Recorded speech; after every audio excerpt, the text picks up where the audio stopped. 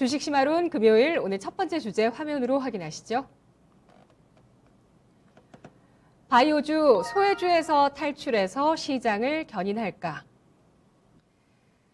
네, 8월 초만 해도 시장의 소외주들이 조금씩 움직였습니다. 그 첫 번째가 바이오, 그 다음이 반도체였고요. 그리고 또 이번 주 들어서 자동차가 움직이는 꿈틀거리는 모습을 보였는데요. 그 가운데서 코로나 확산과 또 연관될 수 있는 바이오주에 대해서 오늘 알아보도록 하겠습니다. 토마토 투자클럽 최태규 전문가 만나보시죠. 안녕하십니까? 네, 반갑습니다. 네, 소외주에서 탈출할 수 있을 것인가 많은 얘기들이 좀 시장에서 나오고 있는데요. 8월 들어서 바이오주 반등이 그냥 나온 게 아니고 가격적인 매력과 실적 모멘텀을 갖추고 있다 이런 평가들이 있습니다. 어떻습니까? 네, 일단 제약바이오 우리 시청자 여러분들 많이 애정을 갖는 섹터 중에 하나일 거라고 생각됩니다.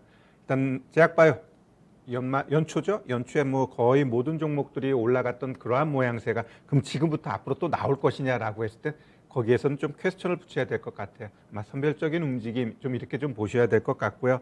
일단 제약바이오 PER 측면에 있어서 2015년 그 당시까지 회귀했다 이런 얘기를 많이 합니다. 그만큼 많이 눌려 있다라는 건데 2015년 하면 한미약품이 조 단위로 기술 수출을 했던 그 당시인데 그 당시까지 이 제약바이오 뭐랄까 그 상태가 좀 안 좋다 이렇게 좀 이야기를 시장에서 하고 있는데 한번 대표적인 종목들 내가 차트 한번 보여드릴 테니까 그 차트 한번 보면서 우리 좀 볼게요.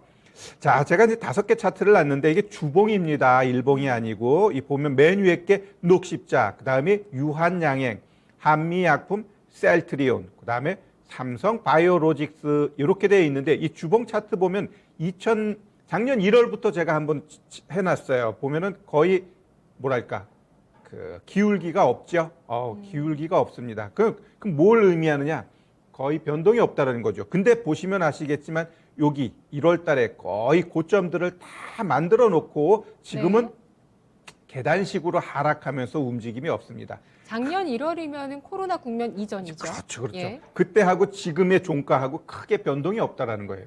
대신 이 삼성 바이오로직스만 지금 신고가 치고 가고 있어요. 그래서 이렇게 종목들이 좀 차별화되면서 움직이는 게 지금이 시장이고 그래도 좀 시장이 긍정적으로 보고 있는 건 일단 이익 수정 비율이 좀 높아져 가고 있고 그다음에 제약바이오 무역 수지가 오래간만에 흑자를 기록했다. 이러한 뉴스들은 분명히 이들 쪽으로의 움직임을 긍정적으로 만드는 건 맞는데 이전에 생각했던 것처럼 모든 제약바이오가 움직이는 게 아니라 지금 어찌 보면 코로나가 계속돼서 확산되잖아요. 그와 관련돼 가지고 어떤 이슈가 있는 종목들이 풍풍 치고 가거나 아니면 전통적인 제약주 중에서도 나름대로 이제는 뭐랄까 그 임상이라든가 이런 것들이 좀 뉴스화될 수 있는 종목들이 올라가주는 이렇게 차별화된 시장 이렇게 우리가 좀 이해하셔야 될 것 같네요.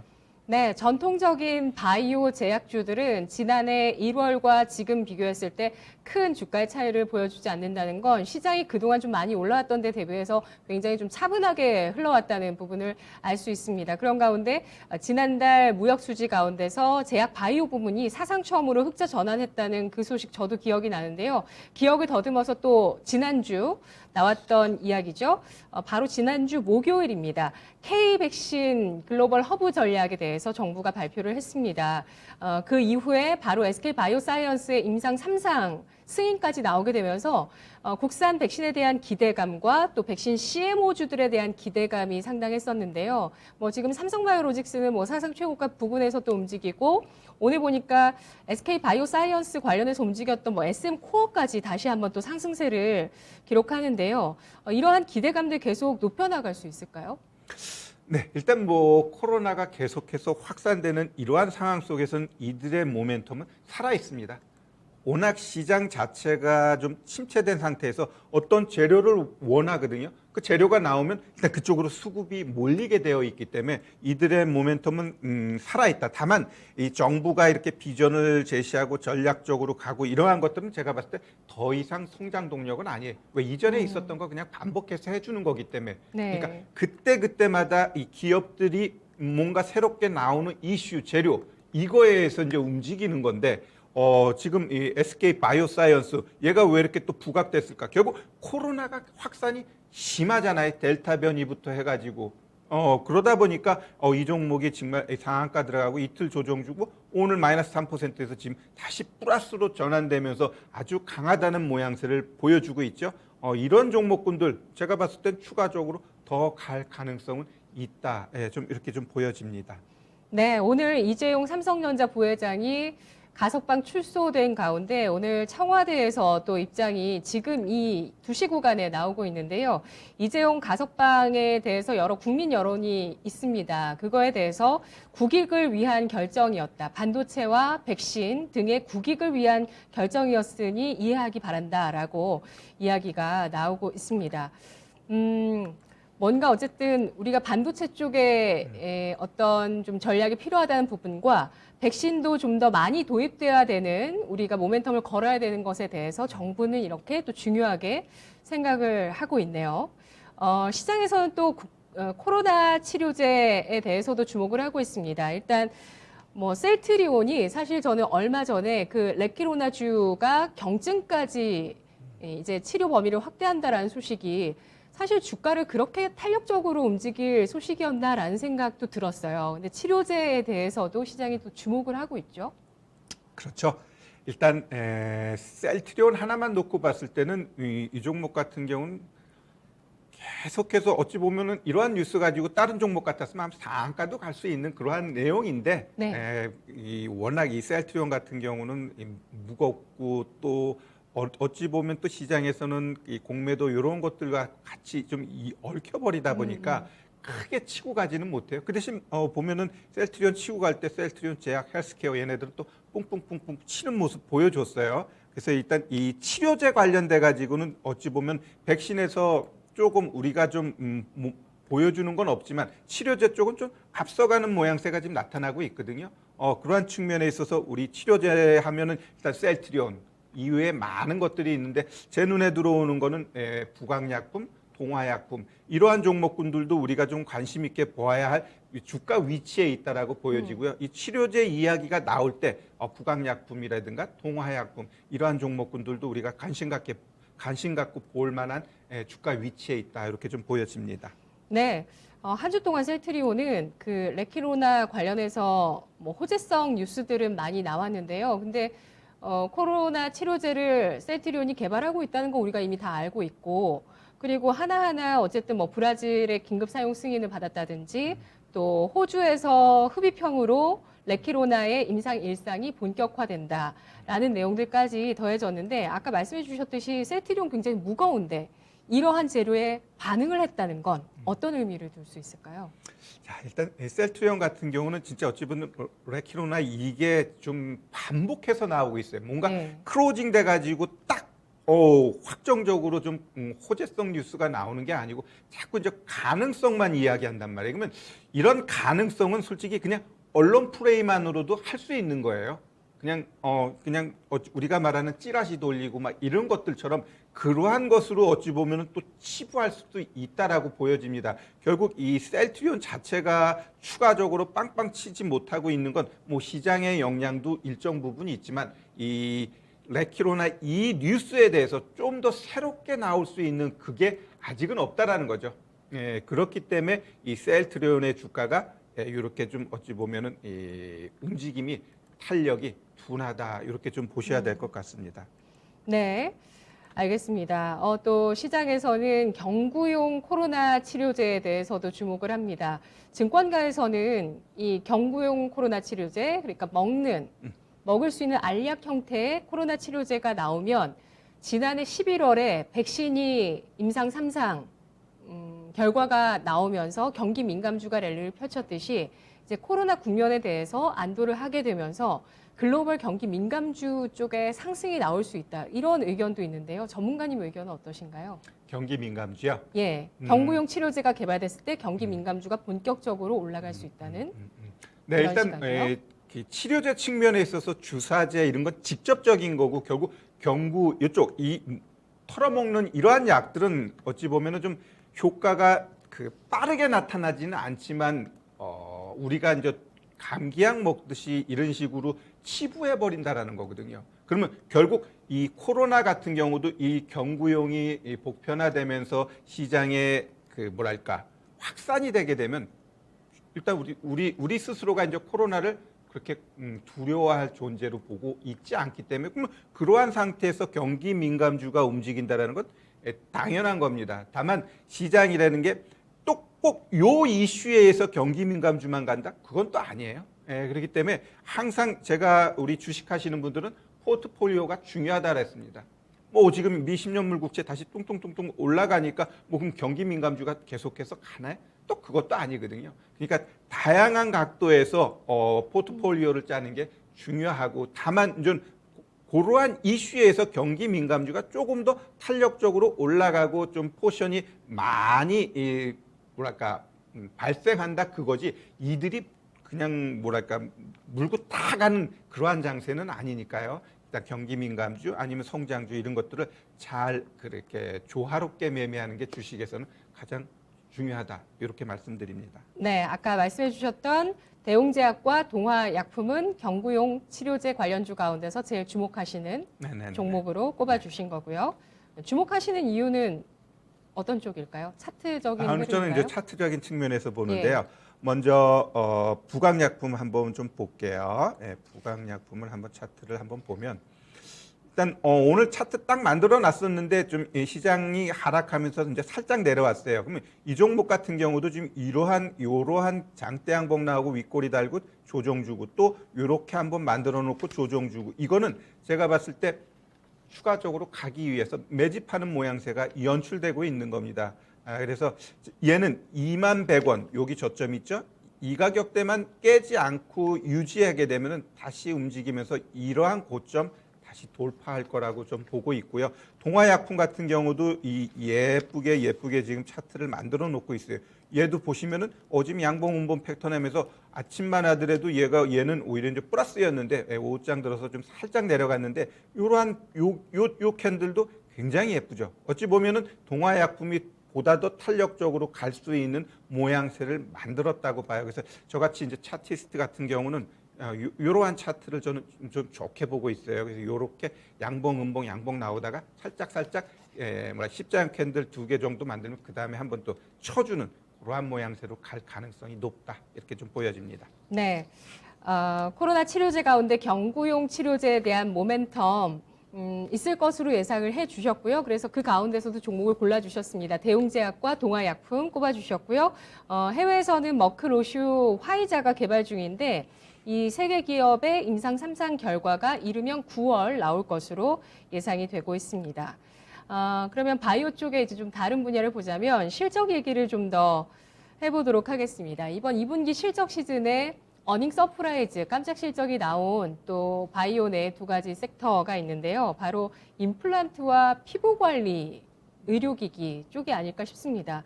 이들의 하반기 실적도 계속 성장할까요?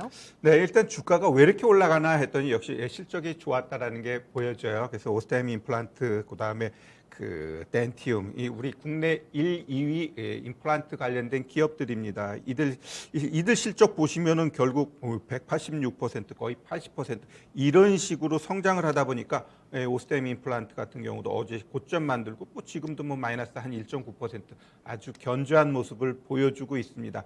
다만 이들 쪽에 실적이 계속해서 잘 나오고는 있지만 조금 우리가 이제 하나 좀 경계감을 가져야 될 부분은 결국 중국 정부의 규제입니다. 이 임플란트 같은 경우도 네. 중국 쪽에서의 실적이 굉장히 많이 좌지우지하는데 중국 내에서 제가 알기로 시장 점유율 1, 2위 기업이 우리나라 기업인 거죠. 그렇죠. 오스테미 임플란트가 굉장히 마켓 쉐어를 차지하고 있는데 네. 결국 중국 정부가 이 지금 게임이라든가 교육, 막 부동산 엄청나게 규제를 하고 있잖아요. 그러한 측면에 있어서 이런 의료기기라든가 이쪽 부분도 분명히 한번 손볼 가능성이 있어요. 가능성이 있다라는 건 어찌 보면은 또 그러한 불확실성 때문에 얘네들이 주가 고점 만들고 또 하락시키게 되면 또 엄청나게 하락할 수도 있어요. 이 오스템 네. 임플란트도 진짜 지금 이 주가 흐름 보면 굉장히 강하게 많이 올라왔기 때문에 현 시점에서 얘가 더 가기 위한 또 그 실적이 받쳐주는 걸 이제 앞으로 봐야 되거든요. 그렇다고 한다면 얘가 강하다면 횡보하는 거고요. 아니다 싶으면 또 뚝뚝뚝 가격 조정 나올 수도 있는 위치에 있다 이렇게 좀 보셔야 됩니다. 알겠습니다.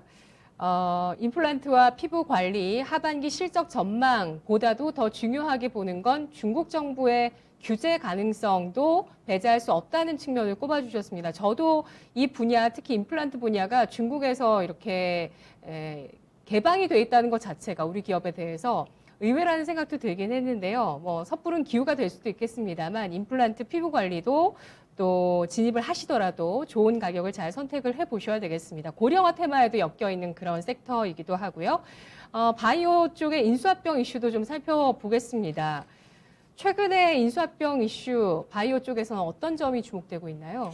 네, 일단 뭐 대기업 입장에서 미래 먹거리, 신사업 이 측면에 있어서 바이오는 무시할 수 없습니다. 그러니까 삼성에서 삼성 바이오로직스를 엄청나게 키우고 있는 거거든요.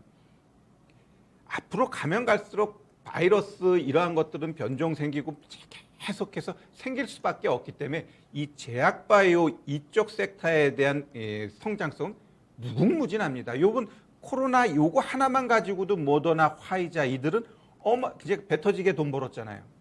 이렇듯 이 제약바이오는 진짜 어찌 보면은 미래 먹거리에 있어서 가장 핵심적인 우리가 살아가면서 병 이런 것들은 기본이잖아요. 그렇기 때문에 이 대기업들 이쪽에 관심 많이 갖고 있고 그러다 보니까 CJ 같은 경우도 983억 투자하면서 첫랩하고 손잡았고요. 오리온 같은 경우도 50억 투자하면서 지노미트리스하고 그다음에 SK 같은 경우는 1,100억 유증하면서 티움 바이오하고도 이렇게 좀 뭐랄까 협업을 하면서 이러한 대기업들이 이 바이오 기업과 손잡는다라는 건 결국 이쪽이 계속해서 클 수밖에 없다. 이것을 반증하고 있고 이거는 반드시 가야 할 방향이라고 저도 보고 있습니다. 네. 휴젤 매각 이슈도 떠들썩한데요. 휴젤 한번 좀 살펴봐 주시면 좋을 것 같아요. 아마 관심들 많으실 텐데. 그렇죠, 휴젤. 예, 휴젤이 지금 지분 한 40%가량을 2조 원 가치를 받고 팔고 싶어 하고 있어요. 여기에 GS그룹이 인수전에 참여할 거다 이런 얘기가 있고 또 공매도가 지금 이 종목에 많이 나오고 있다 이런 얘기들도 있고요. 만일에 이 기업 대주주에서 생각하는 그 가격대에 팔게 되면 휴젤을 지금 휴젤 전체 시총이 2조 7천억인데 또 이 기업에 대한 가치가 부각될 가능성이 있을까요? 이미 반영된 거죠. 27만 9,500원 여기까지 올라갔을 때는 이미 그러한 것들이 반영된 거고요. 결국 GS에서 이제 얘를 이렇게 잡아먹음으로 인해 가지고 이제는 어찌 보면은 이제 재료가 이제 소멸된 거거든요. 그러다 보니까 이제 주가가 이제 뚝뚝뚝뚝뚝 하락하는데 지금 자리는 우리가 월봉 보더라도 좀 고점에 있는 자리예요. 고점에 있는 자리이기 때문에 조금 이 가격적 매력이 나타나기 위해서는 오히려 한번 20만 원 또 하회하는 그러한 자리가 오히려 분할 매수해가지고 이 GS가 잡은 그 시너지를 좀 뭐랄까 맛볼 수 있는 그러한 가격대라고 봐요. 주식이라는 건 결국 싸야 되거든요.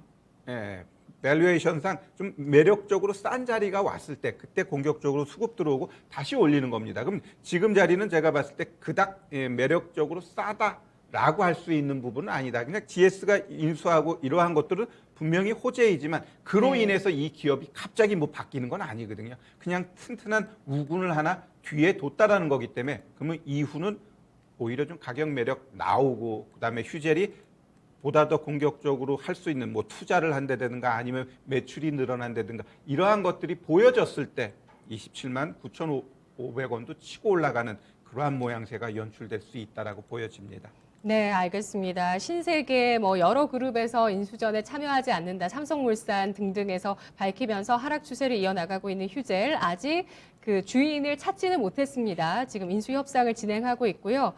베인캐피탈에서 43%의 지분과 경영 프리미엄까지 합쳐서 2조 원 정도의 가치를 원하고 있습니다. 마지막으로 바이오주 투자 전략을 한번 세워보도록 하겠습니다. 지금은 시장이 전체적으로 뭐 경기에 대한 우려도 있고 주도주가 아직 나오지 않은 상황이어서 좀 또 오늘은 또 이렇게 외국인의 투매인가요? 외국인의 엄청난 매도 이게 또 나오면서 굉장히 시장이 좀 불편하고 어렵거든요. 바이오주에 대해서 어떻게 전략 세우면 좋을까요? 네, 일단 바이오 같은 경우는 진짜 어지간한 기업들 보면 그 매출이 거의 제로죠. 결국 미래를 보겠다라는 거죠. 그래서 이 바이오 같은 경우는 진짜 뭐 아니면 도구. 우리가 과거 사례에서 뭐 신라젠, 코오롱, TCG 이런 것들 보면 우리가 그러한 것들을 속속들이 알 수 없어요. 오너가 그냥 바꿔가지고 언론에다 풀어버리면 우리는 그냥 그거 믿고 그냥 그 종목을 살 수밖에 없는 거기 때문에 일단 이 제약바이오 이쪽은 오너들이 좀 뭐랄까 정직하고 좀 바르게 좀 했으면 좋을 것 같다 좀 보여지고, 여튼 이 바이오라는 것은 진짜 무에서 유를 창출하는데 많은 시간이 걸리거든요. 그렇기 때문에 기업들이 마이너스가 나더라도 일단 인정해주고 가는 부분이 있어요. 근데 다만 여기서 똘똘한 친구를 잡아가지고 매매하는 데는 우리 개인 투자자들 입장에서 한계가 있습니다. 예, 한계가 있기 때문에 이러한 이 제약바이오를 할 때는 좀 이렇게 제가 이제 포트폴리오 얘기를 많이 하고 비중 얘기를 많이 하는데 그냥 한쪽에다 너무 몰빵해서는 안 된다. 오히려 조금 모르는 종목을 할 때는 비중을 좀 줄이고 우리가 잘 아는 전통적인 아까 이야기했던 녹십자, 유한양의 뭐 네. 이런 기업들은 절대 망할 일은 없거든요. 그리고 안정적으로 가는 기업이니까 그런 데는 조금 비중을 실어도 되지만 잘 모르는 그냥 주변에서 이야기하는 뉴스 듣고 이거 대박이래. 그런 것으로 인해 가지고 우리가 비중을 담고 그러한 행동은 하지 않는 게 좋겠다. 이 정도 말씀드립니다. 네, 그러면 녹십자 그리고 아까 그 대형주 한미약품, 네, 한미약품 괜찮고 유한양 괜찮고. 한미약품, 유한양행, 대웅제약과 동아약품 같은 경보용 치료제 모멘텀이 있는 종목 어느 쪽을 선택하시겠어요? 저요. 전통제약주 아니면 코로나 관련한 모멘텀이 있는 제약주? 저는 지금 차트 흐름으로 봤을 때는 뭐 네. 구강이라든가 동아약품 이런 쪽으로 좀 보고 싶어요. 그러세요? 네. 모멘텀도 있고 네네. 네, 차트도 매력적이라고 네네. 판단을 해주고 계시네요. 자, 첫 번째 주제 마무리하기 전에 이 말씀도 한마디 더 또 여쭙겠습니다. 삼성바이오로직스가 지금 신고가를 경신하고 있잖아요. 이건 뭐 이재용 부회장 가석방 결정 이후부터 계속되는 그 흐름입니다. 그런데 우리 시청자분께서 삼성전자 오너부재 리스크를 항상 얘기해 주셨는데 최태구 전문가님께서 오늘 급락에 대해서 어떤 의견이신지 궁금하다고 하시네요. 제 잘못이 큽니다. 제가 한 달 전에 그런 얘기를 했습니다. 결국 이재용 부회장이 나옴으로 인해 가지고 시장에 변화가 일어날 거다. 한 달 전에 얘기했는데 결국 내가 이야기한 이것을 보고 많은 전문가, 많은 매스컴, 많은 언론들이 다 앵무새처럼 그것을 이야기하다 보니까 시장에 거의 모든 사람들이 삼성전자 이재용 나오면 뜰 거야라고 다 생각해요.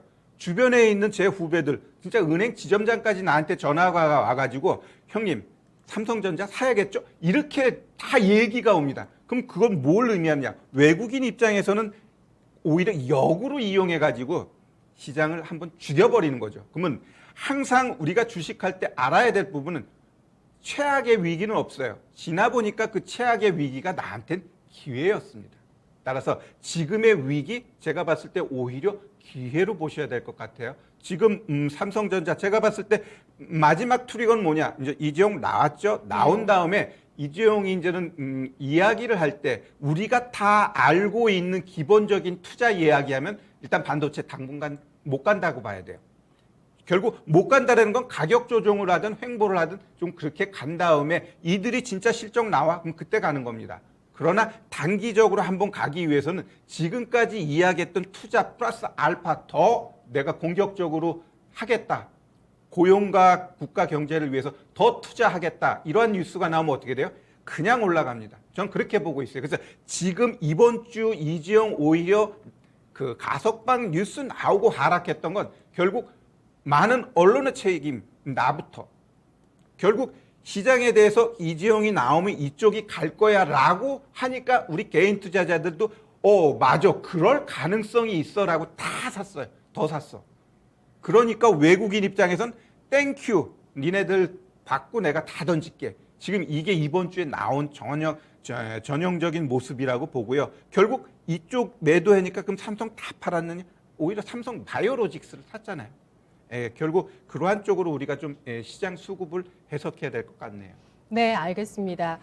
저도 정말 그 이재용 삼성전자 부회장에 대한 이슈에 대해서 많은 전문가께 의견을 방송을 통해서 물어봤을 때 결국에 정리를 이렇게 했거든요. 그러면 외국인은 우리 경제를 이재용 부회장과 동일시하는 건가요? 이렇게까지 질문을 드렸었는데 우리나라의 그러한 여론이 이제 한쪽 방향으로 너무 가 있을 때 그 허를 치는 외국인의 매도가 나오고 있다는 해석 들어봤습니다.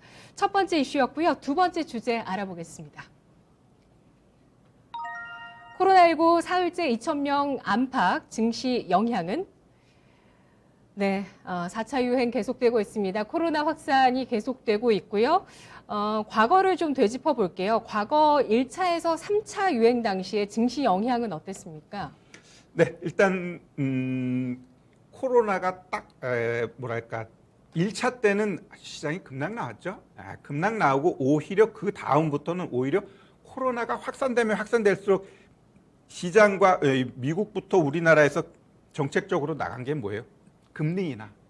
그러면서 시장에 돈 뿌리는 거. 결국 그거로 인해 가지고 주식 시장은 오히려 환호를 했습니다. 그 코로나가 문제가 되면 될수록 그래 저금리는 계속해서 유지될 거야. 돈은 더 많이 뿌릴 거야. 이런 식으로 가다 보니까 오히려 네. 돈의 유동성 장세가 확실하게 나왔던 게 작년의 모양새고 결국 1차, 2차, 3차 유행 이때 증시 영향은 오히려 코로나 덕분을 봐가지고 오히려 강한 상승이 나왔던 때가 아니었나 이렇게 보여집니다. 네. 그런데 이제 5월부터 기조가 바뀌죠. 일단 5월부터 뭐 인플레이션이다, 뭐 고용에 대한 이야기다. 근데 고용을 봤더니 지난 6월 지표 발표였던 7월 봤더니 고용이 예상보다 좋다는 거죠. 그러면서 그 5월부터 7월까지 이 사이에 우리나라에서 외국인이 코로나 발생 이후에 최대 월간 매도를 5월인가 제 기억에 기록을 했어요. 그리고 계속 외국인이 팔고 있는데 그리고 이제 4차 재유행이 시작되면서 일각에선 사실 뭐 이렇게 되면은 테이퍼링을 늦추는 게 아니냐 뭐 이런 시각도 나왔었거든요. 근데 조금 시장의 기조가 약간 변화하는 듯한 움직임이 있지 않습니까? 어떻습니까? 테이퍼링을 늦추지는 않을 거예요. 지금의 금리 상황 이런 것들 봤을 때 지금 바이든 정부에서 지금 그 뭐랄까 물가 상승의 가장 큰 요인이 유가잖아요. 네. 그러니까 오펙에다가 야 니네 좀 증산해 지금 유가 좀 올라가는 걸 막게 어차피 그걸 막기 위해서는 바이든은 쓸 수 있는 카드는 있어요. 유전 더 늘리고 그다음에 셰일가스 호면 되는데 자기의 정책하고 안 맞으니까 오펙 쪽을 계속 건드리는 거야. 얘네 빨리 증산해. 유가만 일정 부분 70달러 밑으로만 잡아버리면 60달러 후반에서는 이 경제적인 전반적인 여건을 봤을 때 안정적인 유가 흐름이라고 봐요. 그래서 60달러 후반까지는 오히려 경제가 그만큼 뭐랄까 윤활유를 바르면서 잘 가는 상태로 우리가 이해할 수 있는데 70달러 넘어가 버리면 이게 이제 물가 측면에 있어서 많은 영향을 주게 돼 있어요. 그래서 일단 바이든 정부가 지금은 일시적이야라고 하는 이 부분을 커버하기 위해서 제일 먼저 건드리는 게 유가예요. 유가를 어느 정도 잡아버리면은 지금의 그 물가 상승 일정 부분을 좀 잠재울 수 있거든요. 그 잠재우는 게 그러면 영원할 수 있느냐? 아니에요. 돈을 너무 많이 풀었기 때문에 그 돈의 가치가 너무 없기 때문에 물가는 올라가려고 자꾸 그런단 말이에요. 그러면 어쩔 수 없어요. 금리는 올려야 돼. 그러면 시장이 원하는 대로 가장 좋은 거는 결국 1월 달부터 테이퍼링 하는 게 좋은데 이 매파 이런 사람들은 뭔 소리? 10월 달부터 테이퍼링 해야 돼. 이렇게 이야기하는 연준 의원도 있거든요. 그래서 이 테이퍼링 내가 봤을 땐 이번 잭슨 홀 미팅 아니면 9월 달 FOMC에서는 나온다고 봐요. 그러니까 그 말씀은 4차 재유행 이후부터는 이제 유동성에 대한 기대는 시장에 없다. 오히려 이제 유동성을 죄는 거에 대한 어떤 공포가 맞물려 있는 시장이라고 볼 수 있겠어요? 그건 당연하죠. 일단 네. 시장의 그 뭐랄까 유동성을 이제 회수해야 돼. 먼저 영국에서 먼저 이야기했잖아요. 이제는 이 푸른 거에 대해서 우리는 이제는 걷어들이는 작업을 하겠다. 결국 영국이 그런 얘기를 했다는 건 결국 이 뭐랄까 FOMC 얘네들도 어느 정도 교감하고 맞아. 이제 그렇게 할 가능성이 높다라고 우리가 좀 보셔야 됩니다. 시장 흐름은 4차 재유행 이후에 어떻게 평가하시나요? 시장 흐름. 저는 네. 시장에 대해서는 크게 걱정 안 합니다. 제가 어찌 보면은 그 전까지만 해도 내년 시장에 대해서 좀 우려스럽게 생각했는데 우리가 알고 있는 기본적인 부채 많은 거 아니면 테이퍼링 하는 거 네. 이건 다 알아요.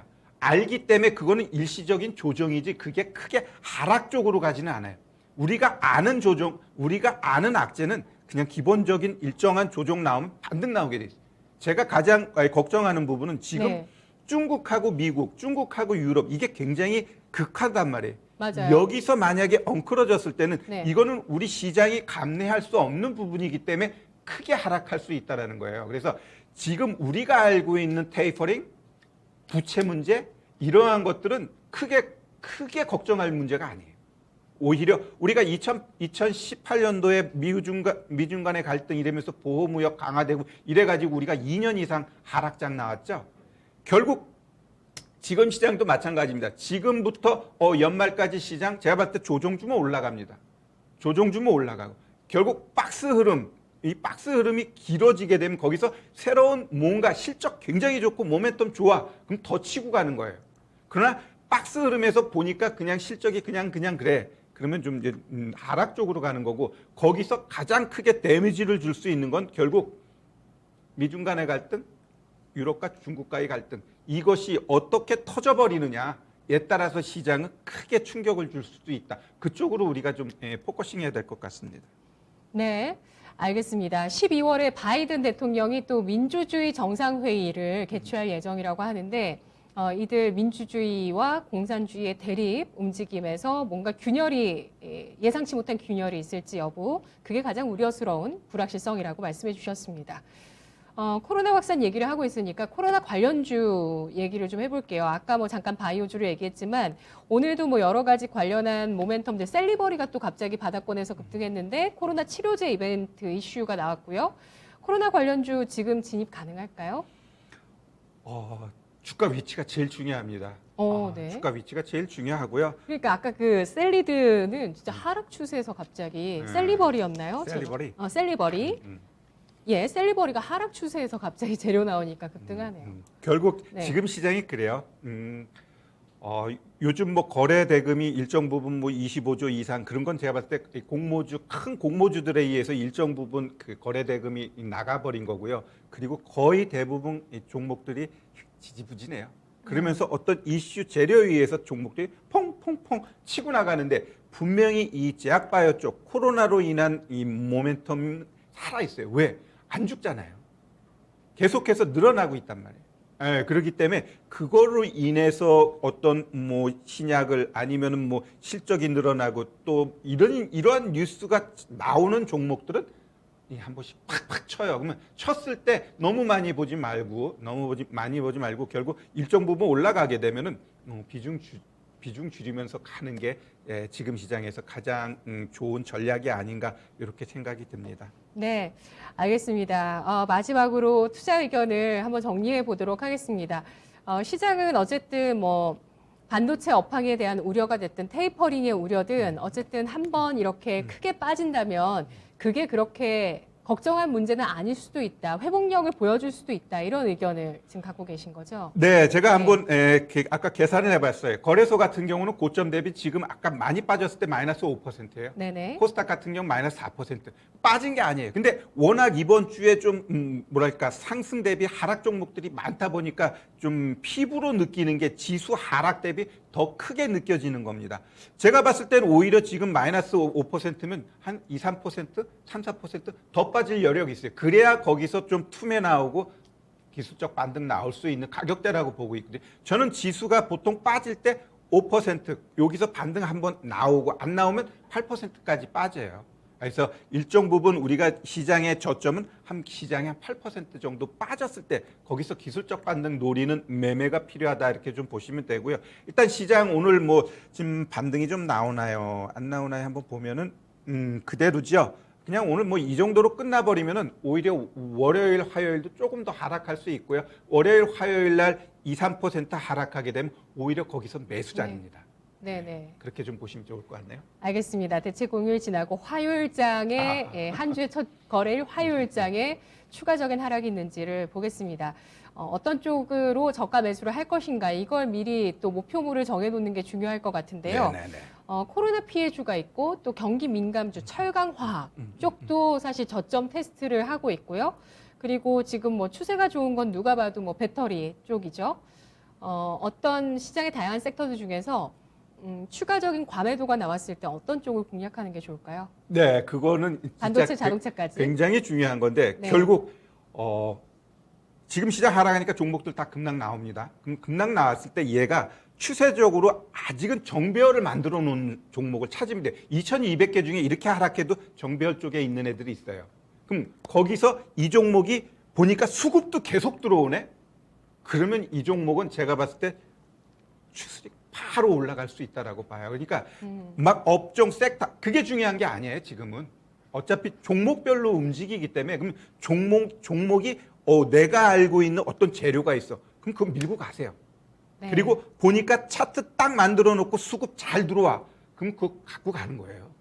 그러면 결국 이런 애들이 시장에서 수익으로 연결될 수 있다라고 봅니다. 시장 하락, 주식하면 당연히 하락하는 거고요. 이러한 하락은 나의 문제가 아니에요. 기관 외국인, 우리 개인 투자자 다 같이 아픕니다. 다 같이 아픈 건 반드시 반등 나오게 돼 있어요.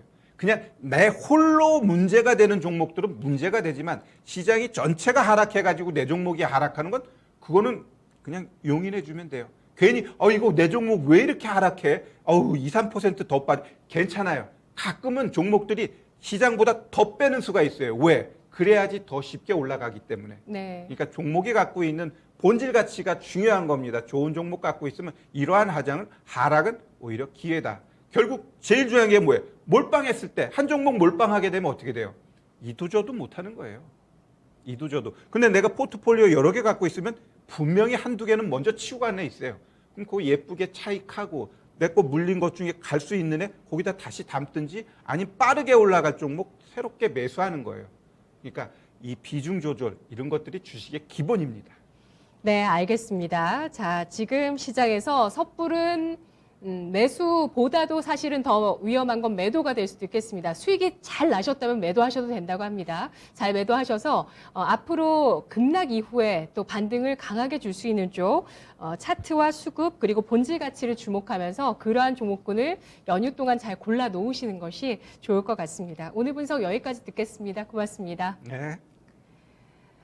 네, 우리 시청자 여러분 정말 이번 주 중 내내 그리고 주 후반 더 많이 고생하셨습니다. 이제 오늘장 얼마 남지 않았고요. 자, 여기서 어느 정도 장 후반에 또 퍼포먼스가 나올지 수급과 종목의 움직임들 토마토 TV와 함께 계속 지켜보시고요. 지금까지 저희가 전해드린 내용은 투자 판단에 도움되는 내용이고요. 종목의 상승과 하락을 보장하지는 않는다는 점 유의하시기 바라겠습니다. 여러분 오늘장 잘 마무리하시고 연휴 잘 보내세요. 고맙습니다.